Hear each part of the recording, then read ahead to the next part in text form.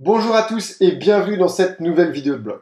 Aujourd'hui, on va faire le décryptage du plan tourisme annoncé par Édouard Philippe, le Premier ministre, la semaine dernière, le fameux plan à 18 milliards d'euros, avec un petit peu plus de 1,3 milliard d'euros d'investissement public. Alors, il y a plusieurs sujets.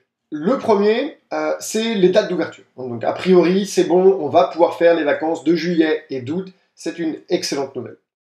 Dans le réseau Ododo, avec tous les gens qu'on accompagne, on voit déjà un pick-up des réservations arriver. Je suis en train de regarder les stats sur mon écran pendant que je vous parle. Il y a un pick-up sur le mois de juin qui commence en fonction des régions et en fonction de la nature des établissements. Donc en particulier pour les établissements qui sont orientés vers le business, bien sûr. Mais ça commence à monter et on a pas mal de pick-up de réservations pour juillet et pour août. Donc ça, c'est une excellente nouvelle. C'est le premier sujet. Espérons qu'il n'y ait pas de deuxième vague de ce foutu virus. Mais bon, allez, on croise les doigts et on se dit que c'est bon, c'est parti. Donc on va pouvoir la faire, cette foutue saison, et ça c'est une excellente chose. C'est le sentiment que j'avais depuis le départ, c'était plus une espérance qu'un sentiment, mais voilà, on est parti pour. Le deuxième sujet, c'est les aides d'État, de l'État par elles-mêmes. Alors elles sont divisées. Le premier, bien évidemment, c'est le prêt garanti par l'État. Certains d'entre vous l'ont déjà utilisé. Là, il y a quelque chose qui a changé. Ce prêt garanti par l'État ne va plus être basé sur 25% de votre chiffre d'affaires de l'année passée, mais sur les 3 meilleurs mois, les 3 meilleurs mois de l'année précédente. Ce qui est une excellente nouvelle parce que vous allez vraiment pouvoir prendre les 3 mois où vous avez le plus performé et c'est sur cette base que sera calculé le PGE. Donc ça, c'est une excellente chose. Pareil, pour tous ceux qui vont en avoir besoin, le chômage partiel va être prolongé jusqu'à fin septembre. Donc ça peut aussi aider pour certaines entreprises qui vont mettre du temps à relancer la machine. Ensuite, il y a le fonds de solidarité. C'est un sujet à part entière. Aujourd'hui, on sait qu'il va être disponible au moins jusqu'à la fin de cette année, jusqu'à la fin de 2020. On sait que le plafond des aides est remonté jusqu'à 10 000 euros maximum. Et on sait que ça va être pour des entreprises qui font maximum 2 millions d'euros de chiffre d'affaires et 20 employés. Tout ce qui va être plus gros que ça ne pourra pas solliciter le fonds de solidarité. Et puis, le dernier volet, ça va être toute la partie taxes et cotisations, ce qu'on préfère, bien évidemment. Alors là-dedans, il y a des bonnes nouvelles aussi. D'abord, les cotisations sociales patronales. Si vous êtes fermé pendant toute la période de fermeture, ça ne va pas être un report, ça va être une exonération. Ça veut dire que vous n'aurez pas à les payer. Ah, on dirait que quelqu'un a entendu nos prières. Bon, c'est plutôt une excellente nouvelle. Bon, maintenant, c'est une exonération là-dessus, mais c'est pas le cas partout. On sait aussi que les prêts bancaires qui vous ont été accordés, vous allez pouvoir faire des reports de mensualité jusqu'à 12 mois au lieu de 6 comme c'était préalablement prévu. Donc c'est cool, ça va donner une vraie bulle d'oxygène. Vous n'allez pas avoir à payer vos mensualités auprès de la banque pendant 12 mois. Donc ça, c'est vachement bien. Il va aussi y avoir un prêt tourisme de BPI France, donc la Banque publique d'investissement. Je crois qu'ils ont prévu une enveloppe d'1 milliard qui va être disponible, alors qu'avant c'était 250 millions possible. Et je vais vous parler un petit peu après comment est-ce qu'on peut, parce que c'est pas le tout de savoir ce qui est disponible, il va falloir comprendre comment est-ce qu'on peut aller chercher ça maintenant. Je vais vous en parler juste après.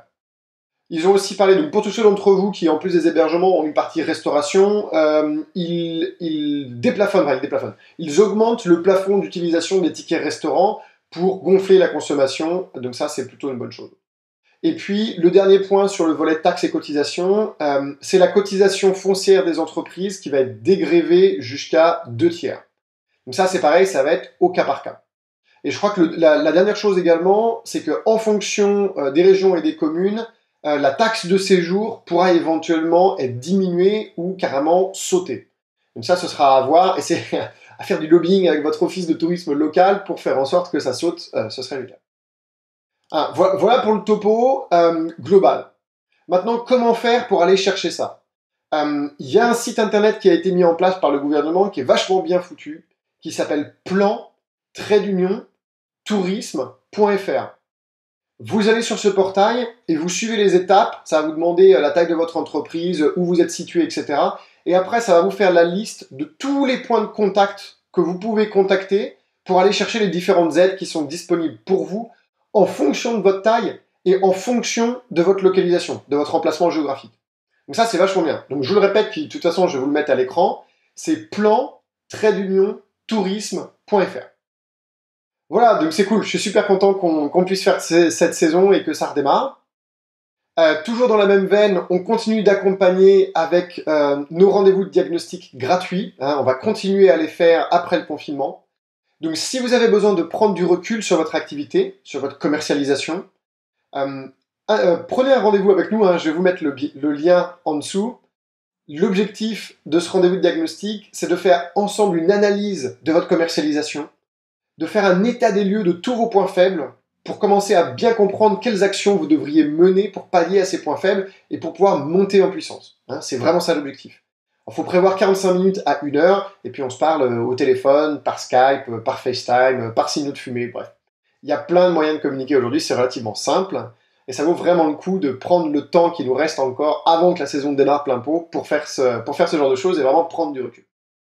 Et puis n'oubliez pas non plus de vous inscrire, n'importe quoi, de vous abonner sur notre... c'est la fin du week-end, hein, faut m'excuser, je la fais dimanche soir cette vidéo, je suis un peu fatigué.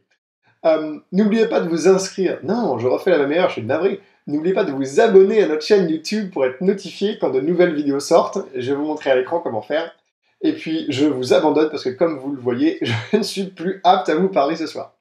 Allez, je vous retrouve dans la prochaine vidéo de blog.